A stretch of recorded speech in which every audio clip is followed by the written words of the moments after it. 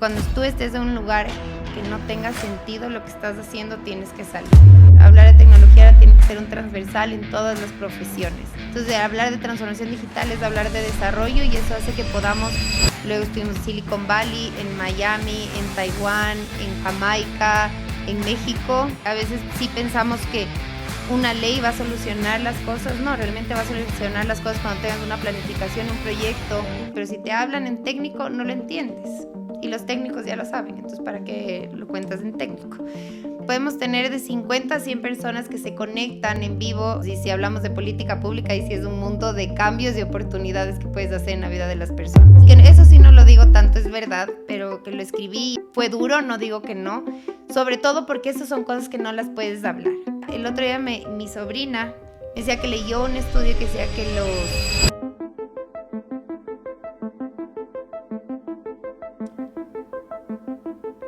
Hola Gisela, ¿cómo estás? Hola Javier, muy bien, feliz de estar aquí y conversar contigo. Chévere, muchas gracias por haber venido a esta invitación. Y bueno, un poco para iniciar la parte del podcast, la pregunta que trato de hacer siempre a los invitados es ¿qué es lo que debo entender de ti para saber quién eres la persona que eres actualmente? ¿Qué debes saber de mí? Que me encanta, bueno, primero que soy mamá. Tengo 3 hijos, estoy casada y luego que he trabajado desde que tengo 18 años, así que tengo mucha historia de compaginar roles, no solo ahora como mamá y trabajadora, sino también antes como estudiante y trabajadora también. Chévere, a los 18, ¿qué trabajo tenías? Bueno, cuando me gradué del colegio dije tengo que hacer algo. Siempre me gustó ser un poco independiente, no solo depender de mis papás que me dieron todo y les agradezco mucho, pero decía tengo que hacer algo, así que entré a trabajar en un restaurante aquí en Quito, era host del restaurante y luego a los 19 años ya comencé a estudiar, o sea, paralelo. En este mismo trabajo me ofrecieron ir a abrir este restaurante en Cuenca y administrarlo. Entonces a mis 19 años fue mi primera salida y digamos experiencia de liderar un espacio y fui a abrir este restaurante en Cuenca y ahí trabajaba y administraba. Que a pesar de ser no la línea de lo que estudié, que ya les voy a contar, creo que lo que me enseñó fue desde muy temprana edad a manejar equipos, al tratar con personas de diferentes edades, de diferentes realidades, en todo sentido y sobre todo estar segura que a pesar de que eres mujer puedes liderar espacios si lo sabes hacer. Tú viviste prácticamente tu vida en Quito y después te fuiste a Cuenca. Sí, viví en Quito toda mi vida, estudié aquí el colegio y luego a los 19 viví un año en Cuenca.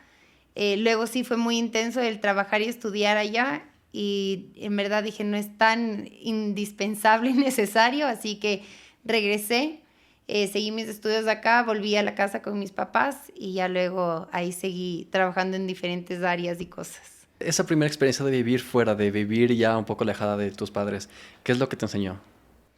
Bueno, como creo que a todos los que hemos salido te enseña a valorar primero la casa de tus papás en donde todo lo tienes listo. O sea, sí es fácil y mis papás me decían, pero estás segura, todavía estás muy chiquita tal vez, o sea, quieres ya irte, acá, ¿para qué te quieres ir? O sea, no es necesario que vayas a trabajar en ese momento.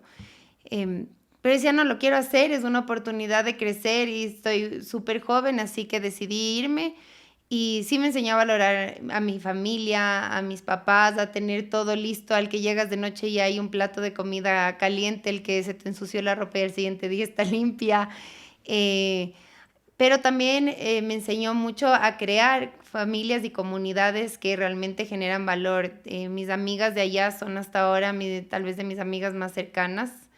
Después de casi 20 años de lo que viví allá, 18 años, muy cercanas y sobre todo el tener gente con la que sigo relacionada. Sí tenía un familiar allá, un hermano de mi papá que vivía, que se volvió como mi papá y abuelo, pero eso aprendí al generar comunidad, al estar segura, al manejarme por mí misma, a manejar tus cuentas, porque finalmente era dividir ya no solo en comprarte ropa, sino el tener una casa, el comprar tus alimentos, el ahorrar, así que creo que fueron enseñanzas también muy importantes que tuve en esa etapa. Increíble. Y bueno, después de que ya estabas estudiando y trabajando al mismo tiempo, ¿cómo fue tu vida ya solamente de estudiante? No, es que no volví, fui solo estudiante, seguí Ah, ya. trabajando. Yo estudié ciencias políticas No tenía nada que ver con lo que estaba estudiando, pero me gustaba. Entonces regresé a este mismo restaurante que me llevó a abrirlo en Cuenca, regresé acá. Y toda la mayoría del tiempo que estudié trabajé en restaurantes, que no tenía mucho que ver con la universidad o lo que estaba estudiando, pero me encantaba el conocer a gente, el relacionarse, el todo el tiempo estar en actividades diferentes, en eventos. Entonces, siempre seguí trabajando, pero ya en el último año de la carrera ya tenía que implementar y comenzar a aprender de ciencias políticas, ya no de restaurantes, que estaba bien, pero no era lo que iba a ser tal vez mi futuro. Tal vez ahí sí emprendería alguna vez en un restaurante. Me encantan los restaurantes. Cada que alguien me dice, abre un restaurante, digo, ay, yo quisiera, me encanta. Siento que igual la tecnología ha sido distinta a lo que hace 20 años había en los restaurantes, todo era manual, a todo lo que hay ahorita, pero la administración es súper interesante. Y entré a trabajar en el programa del Muchacho Trabajador. Antes aquí en Ecuador, las instituciones públicas, cada institución pública tenía su área social, no todo era centralizado desde el MIES. Luego ya todo se centralizó, pero ahí yo trabajaba en el programa del Muchacho Trabajador. No me pagaban porque era mi pasantía, entonces seguía trabajando en los restaurantes. Entonces la verdad que fue intensa mis primeros años de estudiante y trabajadora, porque entre semana estudiaba, de tarde iba al programa del Muchacho Trabajador, ahí manejaba un proyecto de participación ciudadana con jóvenes en estado de vulnerabilidad, sobre todo. Hermoso, increíble, era lindísimo, aprendí muchísimo de las realidades del país, de los jóvenes, de lo empoderados que son los jóvenes, de que tenían 100% criterio más que yo en su voto, porque justo ahí inició el voto facultativo y tenían mucho más criterio de analizar por quién votar que tal vez muchos de los ecuatorianos tenemos ahora. Y los fines de semana trabajaba en el restaurante, así que tenía jornadas de lunes a domingo intensas, que no sé cómo lo hacía, pero me encantaba y tenía tiempo igual de salir, de ver a mis amigos, de tener una pareja en sus momentos, así que ahí me dividía. ¿Qué es lo que esta experiencia de muchacho trabajador te enseñó que lo atesoras hasta ahora? A mí lo que más me enseñó, bueno, primero hay una frase que mi primer jefe ahí y que eso es mi casi que el lema de vida y que me ha enseñado mucho y me daba mucho sentido, y fue que cuando tú estés en un lugar que no tenga sentido lo que estás haciendo, tienes que salir. Y para mí es muy importante porque muchas veces estamos acostumbrados a lo seguro. Entonces ya tengo un trabajo y es seguro, entonces tengo que seguir. O estudié esto y ya lo comencé y aunque no me guste, tengo que terminarlo. Y no es que está mal, eso está muy bien, el terminar las cosas, pero a mí me enseñó a buscar sentido en las cosas que tengo y que realmente haya un impacto no solo en mí, sino en la gente, por un lado. Eso me enseñó. Y luego me enseñó mucho el trabajar con chicos de otras realidades. Una de las personas, por ejemplo, que trabajaba con nosotros en el equipo, su mamá había sido prostituta y había sido luego, fue migrante a España. Entonces todos escuchamos mucho estas historias, pero en mi caso yo no la había vivido cercana. Veías en las noticias, veías, tal vez pasabas por alguna calle y veías, pero no veías a alguien cercano que lo vive. Entonces sí me enseñó también de nuevo a valorar mucho lo que la vida me ha dado, pero sobre todo a saber que en cada cosa que hago también tengo que dar mucho más. Entonces en cada uno de los trabajos en los que he estado siempre hay un enfoque social, un enfoque de impacto, porque eso es lo que realmente tenemos que hacer en cada una de las cosas que hacemos. Vivir nuevas realidades creo que es súper importante y en tu caso creo que tal vez por eso estudiaste ciencias políticas, porque te gustaba, tienes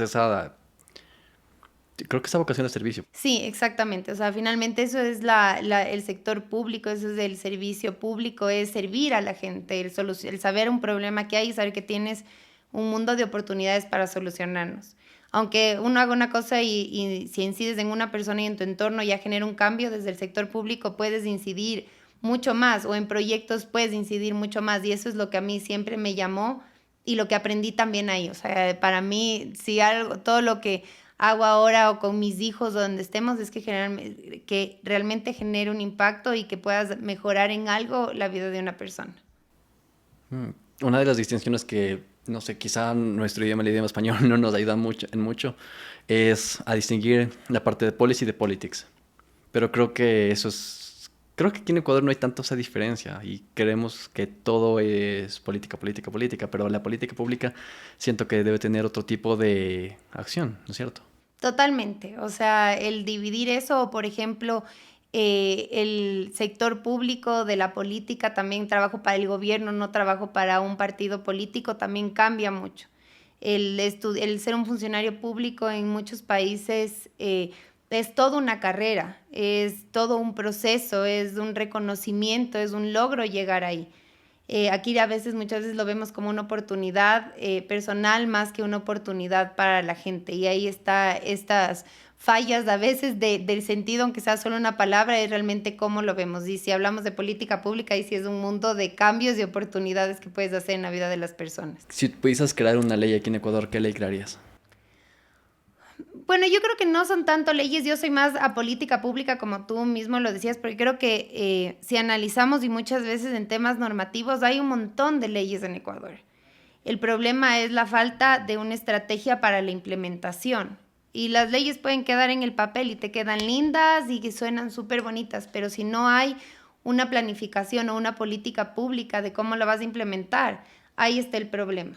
Entonces, a veces sí pensamos que una ley va a solucionar las cosas. No, realmente va a solucionar las cosas cuando tengas una planificación, un proyecto, un estudio de en qué se va a implementar, y eso es la política pública, el identificar una necesidad, trabajarla con todos los actores y luego hacer una estrategia de cómo se va a implementar esto para generar las soluciones y obviamente hacer el seguimiento que se necesita para ver si lo que planificaste genera una solución. Entonces, para mí es política pública lo que más se necesita. Y ahí es en muchos sentidos. No sé si ahorita podría decirte puntualmente, esta creo que nos va a solucionar la realidad del país, pero creo que si armaríamos una gestión pública basada en política pública con proyectos y procesos en todo, en lo productivo, como lo han hecho en algunos casos, en lo social, en lo económico, mucho cambio habría de lo que estamos viviendo a lo que podríamos vivir. Quiero robarles 30 segundos de su tiempo con dos cosas. En primer lugar, quería agradecerles por estar escuchando este podcast y más aún las ideas de nuestros invitados. Y en segundo lugar, quería pedirles un favor gigante, y es que significaría un montón para mí y para este podcast sobre todo, si pudiesen, en cualquier plataforma en la que nos estén escuchando, suscribirse y darle like a este episodio. Muchísimas gracias y bueno, volvamos a escuchar a nuestro invitado. Noto bastante tu pasión por este tipo de temas. Sí, me encanta. Eso es lo que he estudiado y es lo que he hecho. Me gusta hacerlo desde diferentes, además, de entornos, porque creo que la política pública, de nuevo, no se hace solo desde el sector público. La política pública se hace desde las organizaciones de la sociedad civil. La política pública hacemos desde el sector gremial o desde el sector privado, porque finalmente eso es una política pública, el que todos los actores trabajen en esto o asuman una responsabilidad y un compromiso de que esto pase. Comenzaste estudiando políticas públicas, después tengo entendido que trabajaste un tiempo en el sector público y ahorita estás actualmente en el sector privado dentro del área de tecnología. ¿Cómo pasó eso? Bueno, así de manera breve, ya me gradué, estuve en el programa del Muchacho Trabajador, luego entré al servicio público. La verdad no tan de acuerdo con el lineamiento, pero iba desde la idea de servir y de que era un funcionario público, no un funcionario político. Y entré a trabajar al Ministerio de Coordinador de Producción. Ahí manejé unos proyectos de responsabilidad social, así que seguí en mi línea de impacto social. Ahí está, no digo de moda, pero comenzó a hablarse de responsabilidad aquí en el país, entonces era un proyecto de esa línea. Luego estuve en el registro civil, ahí manejé el área de gestión internacional y luego comunicación nacional. Como te decía antes, pude conocer todo el país de nuevo. Justo fue un proceso de modernización del registro civil cuando volvió a ser eficiente, no ahorita, lamentablemente, pero ahí pude conocer el país, ver cómo cambiaba el entorno de ciertas ciudades donde, por ejemplo, en una ciudad de Manabí, el registro civil estaba en el mercado. Entonces tú comprabas papas, comprabas cebollas, sacabas la cédula y luego comprabas pescado. Es ilógico que tu identidad, que es lo primero que a ti te da derechos civiles y te hace que seas beneficiario de todos los derechos ciudadanos, los saques en un mercado.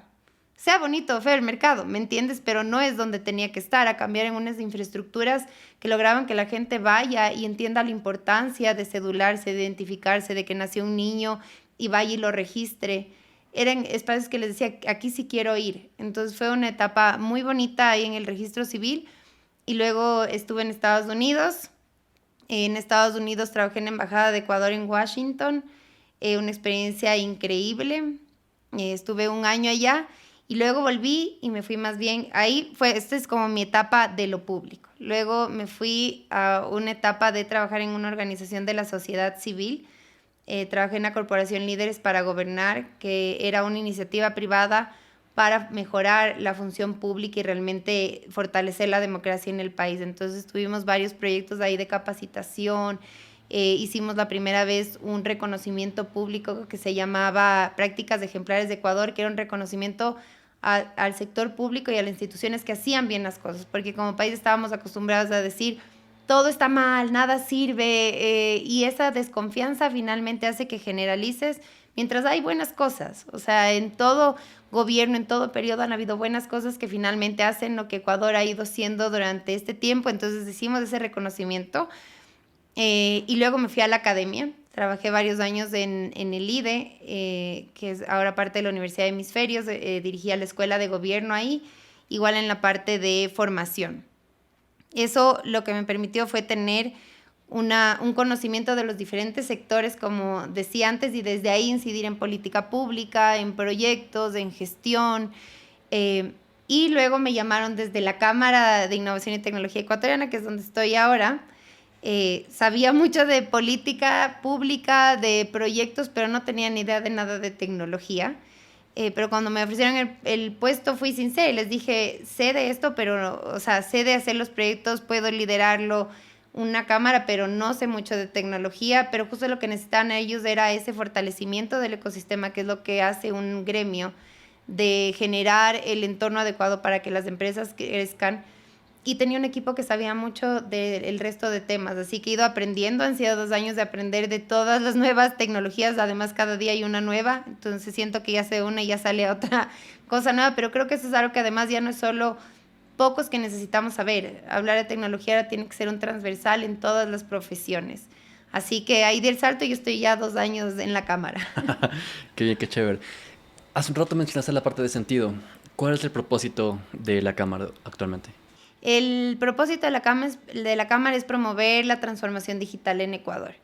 Y esto hace que sea un rol muy grande, muy importante, de no solo trabajar por las empresas que son socias de la Cámara, sino por todo el país. Porque finalmente el hablar de tecnología y de la implementación de tecnología es hablar de desarrollo. Entonces, y muchas de las empresas que son parte de la Cámara y que están en diferentes verticales, algunas trabajan con tecnología para el agro, otras en tecnología para la educación, para las finanzas, para el comercio, para la salud. Entonces, en cada una de estas, lo que estás haciendo es que el servicio que recibimos como clientes o como ciudadanos sea más eficiente. Entonces, hablar de transformación digital es hablar de desarrollo y eso hace que podamos tener muchos aliados, tener muchos socios estratégicos que nos permiten no hacer las cosas solos, sino hacer las cosas articuladas con la academia, con otros gremios, con instituciones públicas, con organismos internacionales que nos permiten poder hacer proyectos de impacto en el país, que sí, finalmente van a ser una oportunidad de negocio para las empresas que son socios de la Cámara, porque para eso muchas se afilian, para poder crecer y mejorar como cualquier negocio, y eso está muy bien, pero hacerlo a través de que generes un desarrollo también para la gente. Cuando ustedes están viendo que cierta empresa que forma parte de la Cámara crea cierto tipo de tecnología, ¿cuál es el rol que tienen ustedes o cómo la apoyan? ¿Cómo funciona esa parte? A ver, nosotros como Cámara hacemos una representación gremial, ¿no es cierto? Es representar un sector y sus necesidades. Y te voy a explicar esto porque sea un poco a lo que va tu pregunta. Entonces tenemos 6 ejes. Un eje es temas de normativa. Entonces toda la normativa, política pública y leyes que nos permitan que sea atractivo invertir aquí en el país, que sea interesante quedarte con tu empresa acá o empresas internacionales venir al país. Luego hay un tema de talento humano, Hay un reto a nivel mundial que va creciendo cada vez más y es tener más profesionales con habilidades digitales, no solo con técnicos específicos o ingenieros en sistemas, sino profesionales con habilidades digitales, que se vuelve una brecha en el mundo. Hasta el año anterior, el Banco Mundial te decía que es más del 40% la brecha que existe entre la oferta y la demanda de profesionales en el sector. Entonces, aquí la brecha es más grande. Entonces, estamos con universidades, con profesionales, ahora este año con colegios, para que los jóvenes o los profesionales que ya estamos en el mundo laboral podamos adquirir estas habilidades y seguir siendo atractivos en este mercado laboral y con la competencia que ahora es no solo nacional, sino internacional, en temas de levantamiento de data, sacar información de cómo está el sector, cuántas, no sé, mujeres trabajan en tecnología, cómo está la brecha, cómo están los temas salariales, así en diferentes temas.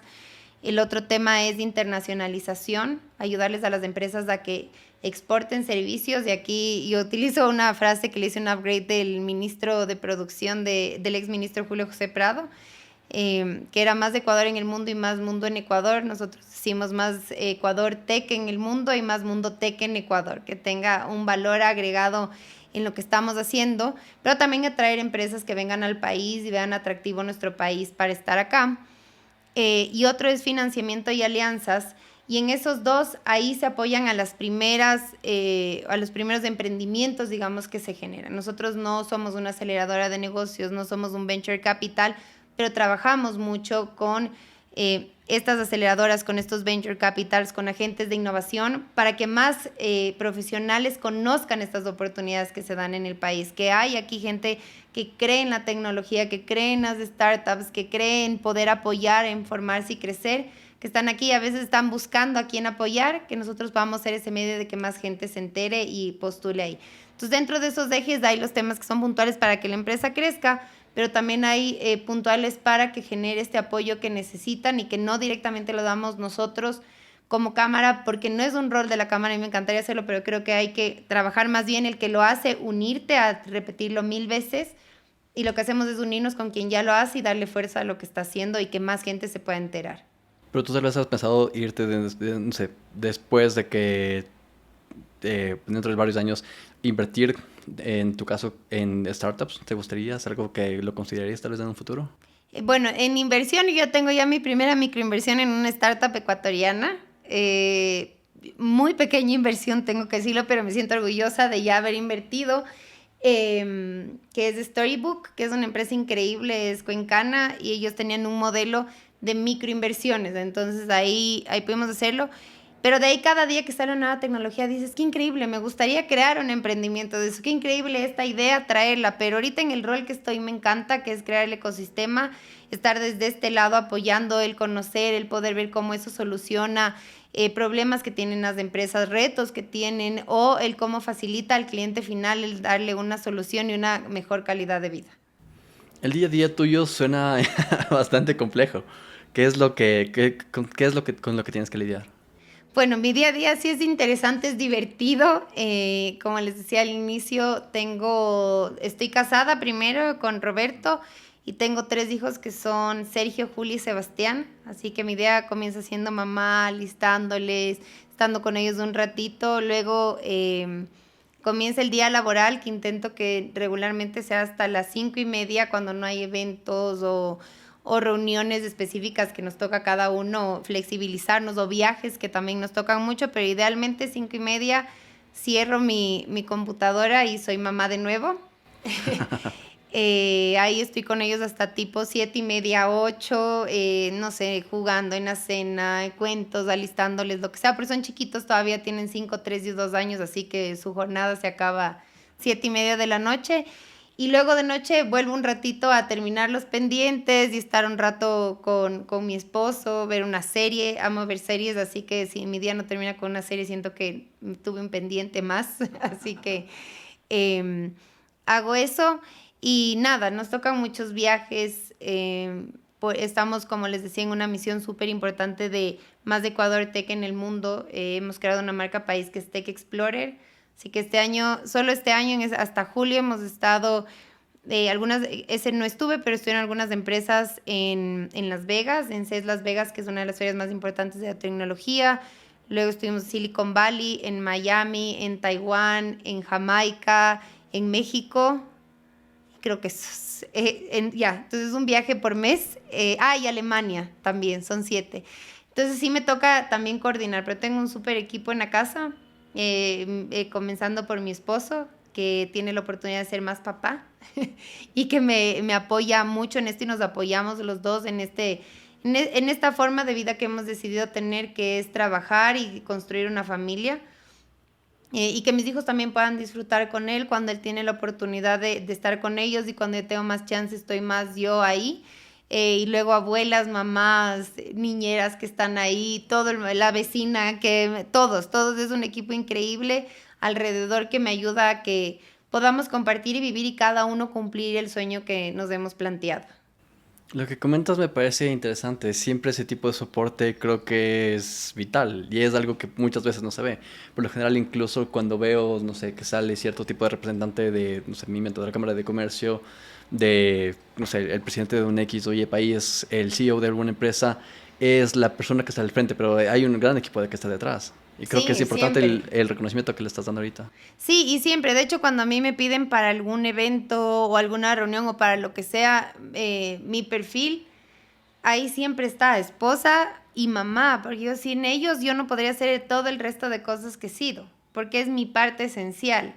Y no quisiera dejar de ser mamá, pero tampoco quiero dejar de ser profesional. Y sé que mi esposo tampoco quiere dejar de ser papá para ser 100% o 150% profesional, porque si uno de los dos dejaría algo, sacrificas. Entonces nos hemos logrado llegar a un equilibrio en el que los dos cumplimos nuestros sueños, pero los dos estamos. Pero es importante, como tú dices, el reconocerlo. El otro día, justo era un evento creo que era de propiedad intelectual, no era un tema así puntual de mujeres, pero éramos mujeres en propiedad intelectual, y como hay un tema ahí, una línea con tecnología, me habían invitado y estaba una abogada de uno de los estudios más prestigiosos de nuestro país.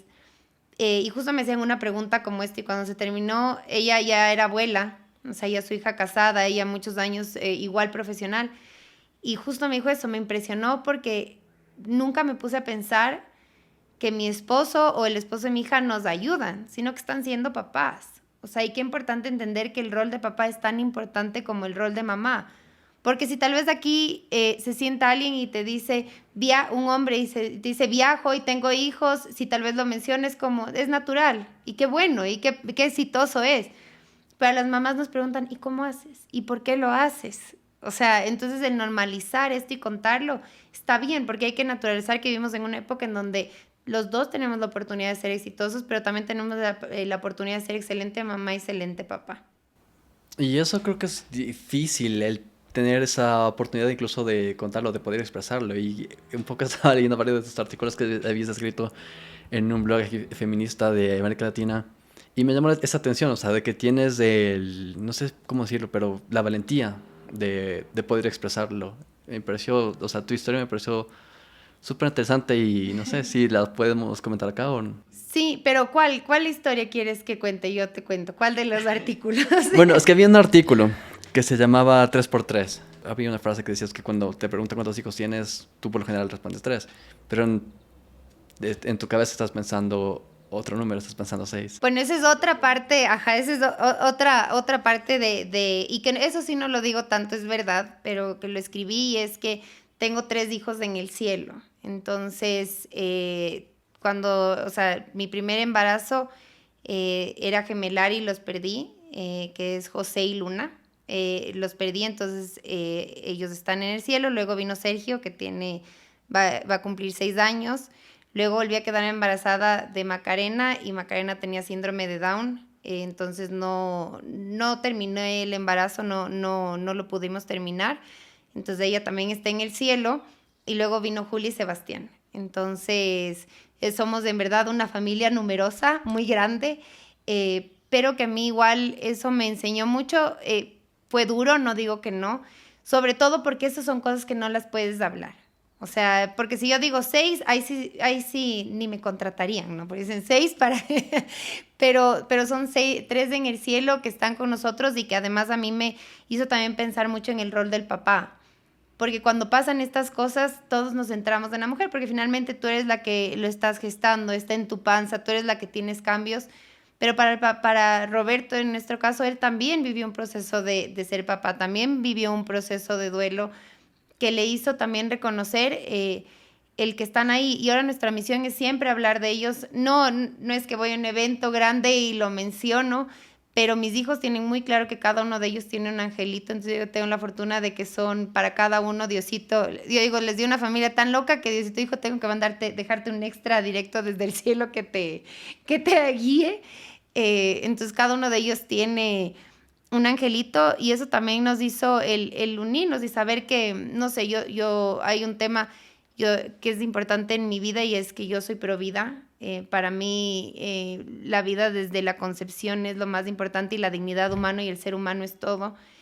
Entonces el que yo les reconozca a ellos es también reconocer que sí hubo una vida ahí, porque si yo solo no lo cuento, no lo hablo, estoy eliminando a 3 niños que sí son míos. Y que hay momentos y espacios en los que los hablas y los conversas.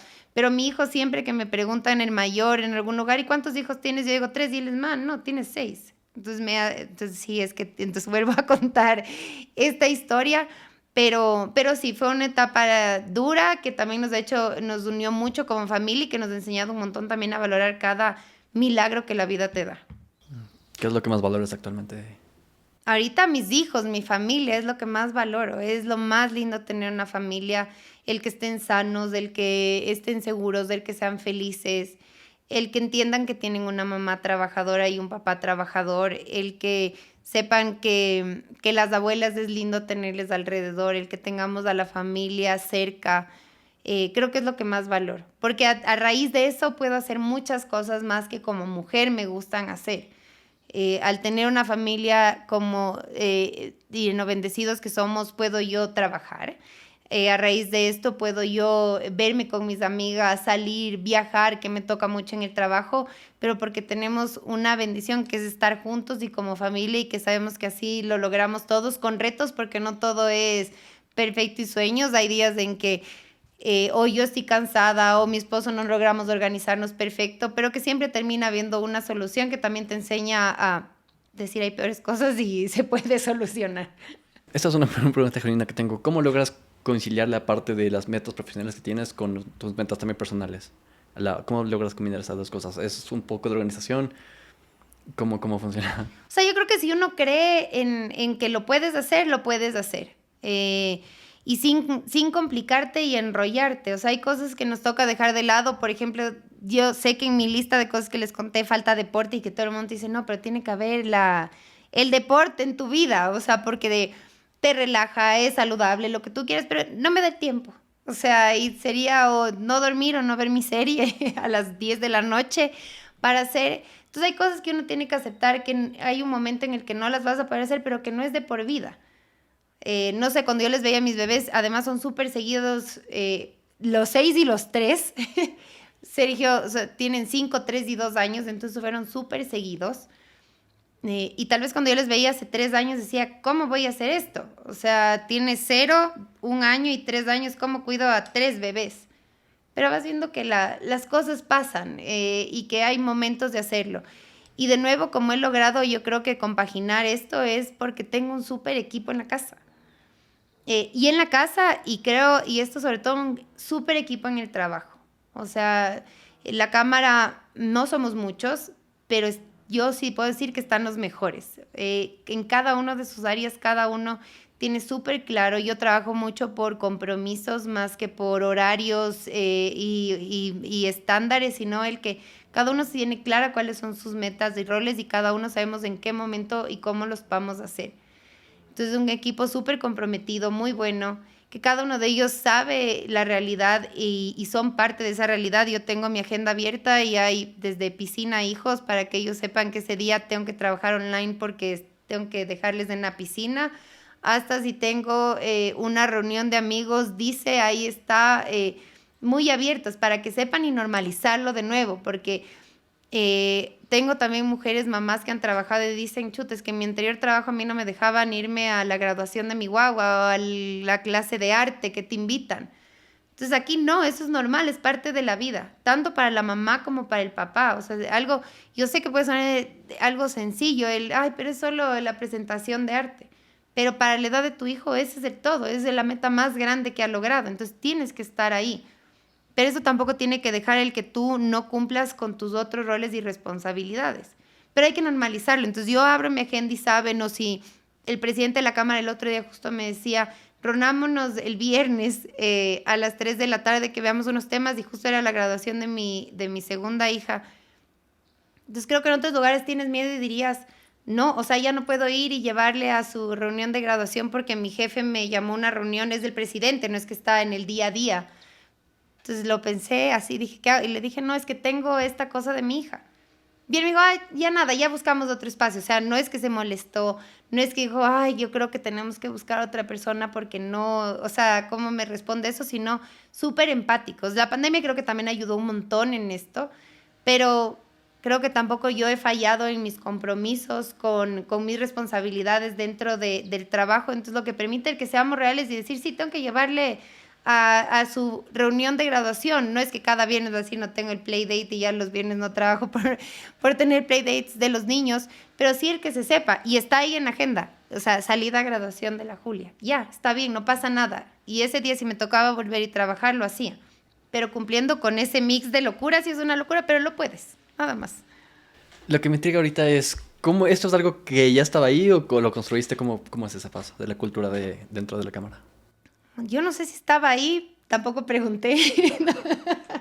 eh, Antes la Cámara era un equipo más pequeño, hemos ido creciendo y creo que sí la cultura, o sea, cada que llegaba alguien era una cultura unido a esto y de decirle, soy mamá y no pasa nada que seas mamá o que seas papá, vamos a estar ahí. Y no solo con hijos, porque finalmente no es que el hijo te da otros roles, ¿no? O sea, no es que antes de eso solo trabajas y luego cuando tienes hijos trabajas y los guaguas.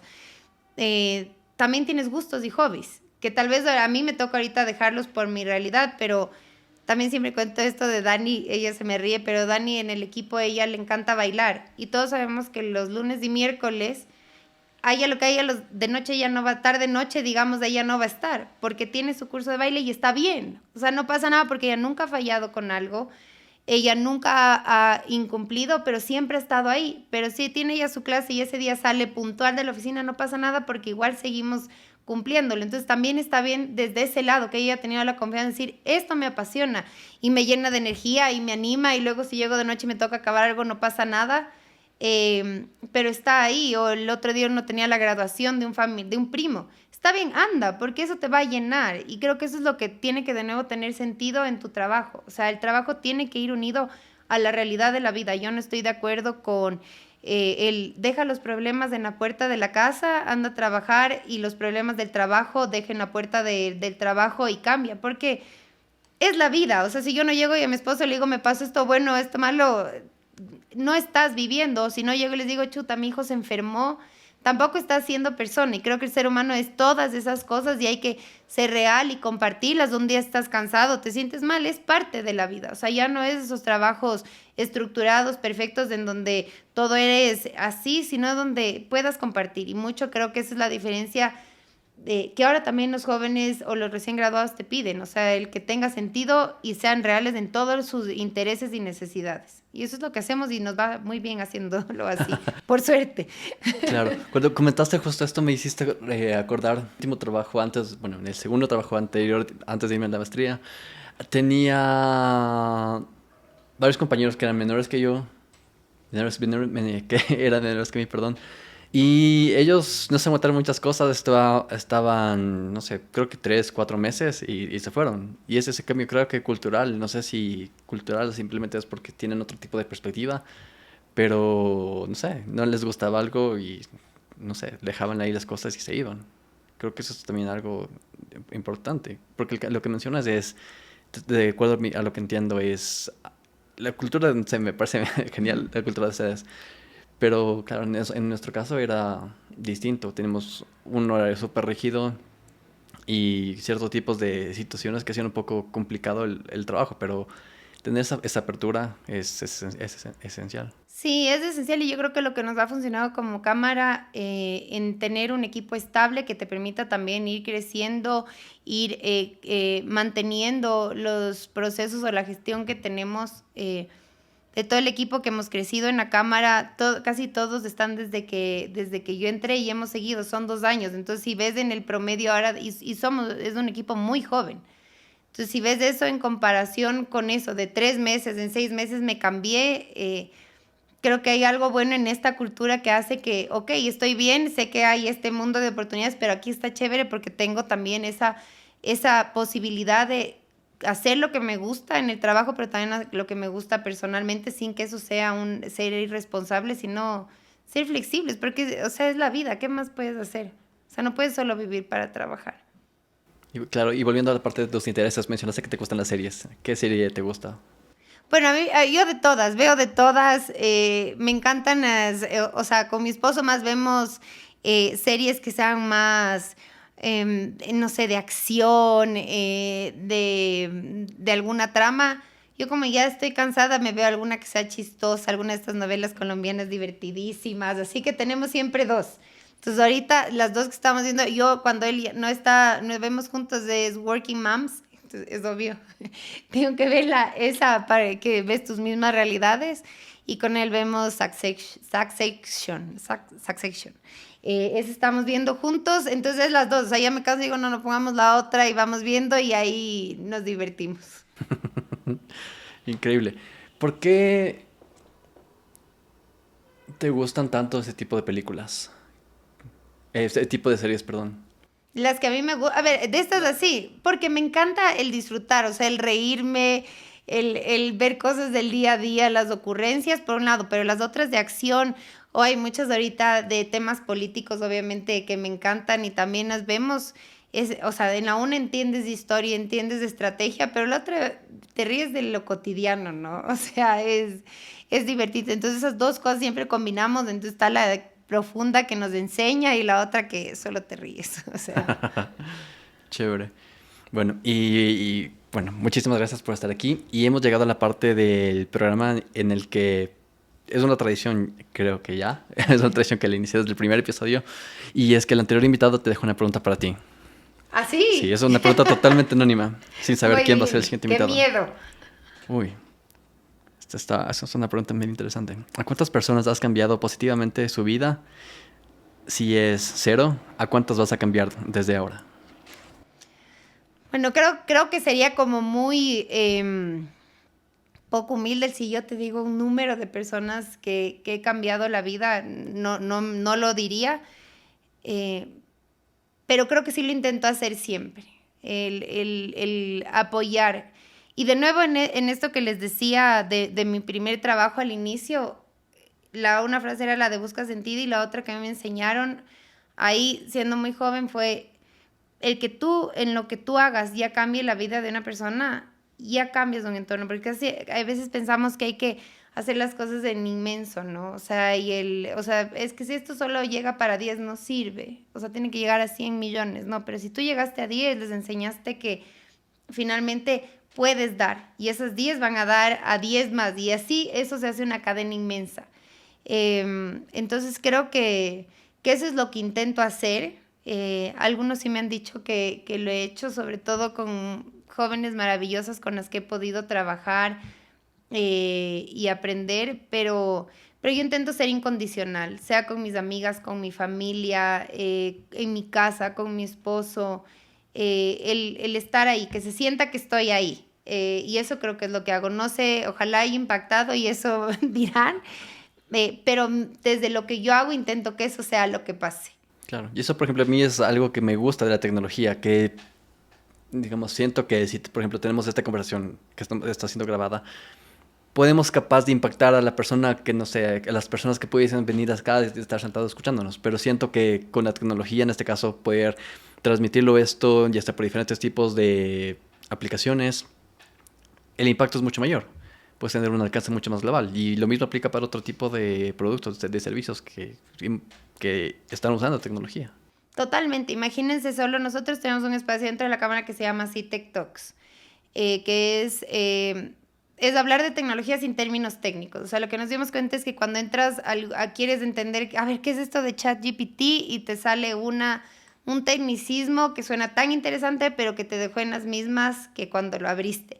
Entonces, lo que buscamos con los socios aliados es explicar los temas. O no sé, cuando fue aquí un hackeo a ciertas instituciones, ciberseguridad, ¿qué es? Pero si te hablan en técnico, no lo entiendes. Y los técnicos ya lo saben, entonces ¿para qué lo cuentas en técnico?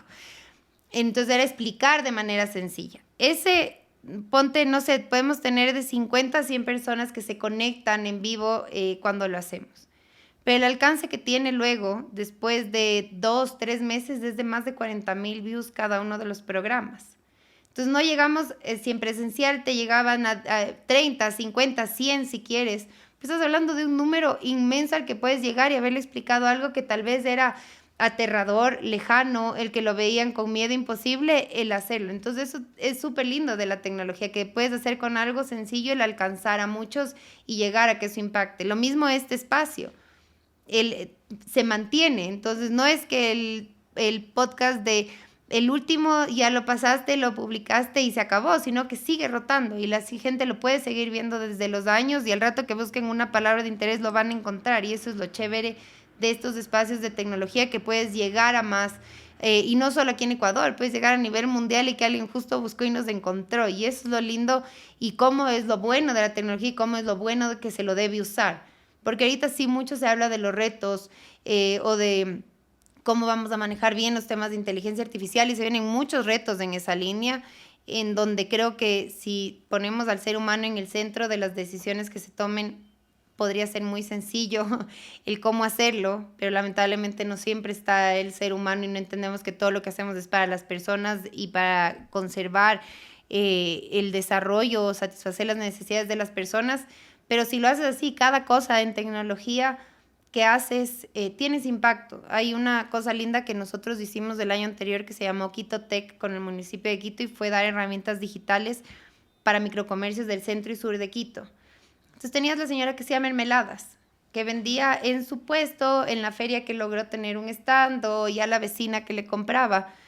Pero le enseñamos a armar su página en redes sociales, a tener su producto, a que use un botón de pagos para que le puedan pagar online y a que seleccione una logística segura que no le cueste demasiado y pueda llegar.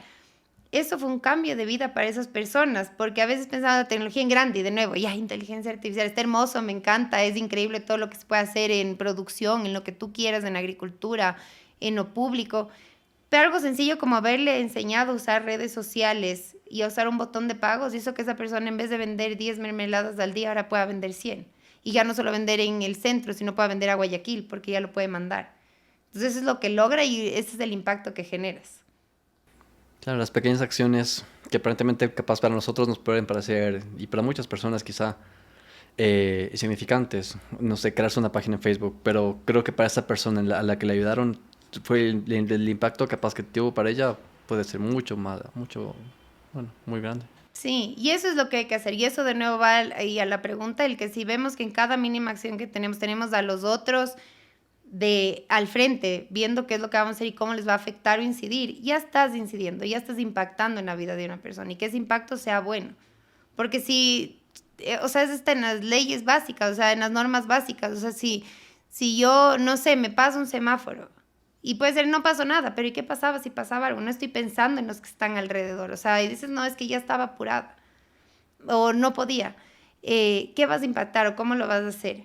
Y en esto ponte el otro día y con esto ya, el otro día mi sobrina, que les amo a todos mis sobrinos, pero ella es mi primera, así que es mi mimada, me decía que leyó un estudio que decía que los homeless inician su proceso de demencia porque les ignoramos. O sea, obvio, algunos es por las drogas, ya, pero digamos, no en ese caso, porque cuando a ti se te van a acercar o alguien se te acerca a pedirte una limosna al carro y no queremos darle, lo primero que hacemos es virar la cara y no verle. Entonces ellos su demencia comienza a inventar personas, inventarse una realidad, porque nosotros les estamos eliminando de la sociedad. Entonces este estudio lo que te decía es que, aunque sea que les regreses y le digas no, a los ojos cambia. Y de nuevo es pensar en la persona, o sea, algo tan básico que todos lo hemos hecho. O sea, te vienen a limpiar el parabrisas y uno no mira ese, bueno, tal vez dices no porque te da miedo, pero te van a pedir y tú te haces el que te dio que me estoy maquillando o que viste algo. Pero el regresarle a ver y el decirle, no, le estoy diciendo existes y no te puedo dar, o te doy cuando puedas un sándwich, pero finalmente estás reconociendo al otro. Y algo tan sencillo a mí me impactó. O sea, ya parezco ahora, se me burla porque paso así, no, o sea, ¿para qué? Para verle, pero dices cosas tan sencillas que no vimos es porque no pensamos en el otro. O sea, pensamos en nosotros, en no me incomode, no le doy, dicen que lo que sea, pero está otro ahí. Entonces, en esas cosas básicas, de nuevo, cambias la vida de las personas. Lo que acabas de mencionar me parece tan distópico, parece un episodio literalmente de Black Mirror, pero es verdad. Y es verdad, y es cierto, o sea, yo y justo les decía al equipo, les conté y les dije, vean, estas son como lecciones de vida, o sea, porque hay cosas inmensas, pero también de nuevo, en lo chiquito, en lo cotidiano, es como podemos cambiar la vida de las personas. Así que eso es lo que hay que hacer. Chévere, muchísimas gracias Gisela por estar acá. No, a ti he disfrutado un montón, gracias. Espero que haya una segunda invitación que podamos conversar de más cosas. Hay tantos temas de lo cotidiano en el día que son muy divertidos y que muchos aprendemos además. Chévere, muchísimas gracias. Gracias a todos.